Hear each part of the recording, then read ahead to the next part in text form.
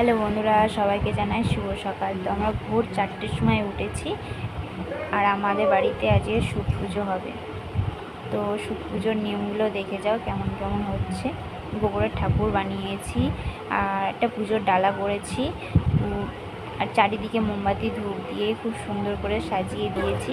দেওয়ার পরে কাকিরা সব বরণ করে নেবে। বরণ করার পরে আমরা মিষ্টি মুখ করিয়ে দেবো ঠাকুরকে। বাজি ফাটানোর এতই বাজি ফাটাচ্ছে যে বরণটাও ঠিক মতন করতে দিচ্ছে না। আর কি সুন্দর লাগছে দেখো, মোমবাতি আর ধূপগুলো জ্বলছে। তারপরে সবাই বাজির ঠেলায় সব বকাবকি করছে যে এত বাজি ফাটাস না, পুজোটা করতে দে। তারপরে আমরা মশা তাড়ালাম একটু তুলো বাজিয়ে, যে এপাড়ার মশা ওই পাড়ায় যা। তারপর অলক্ষ্মী বিদায় করা হলো।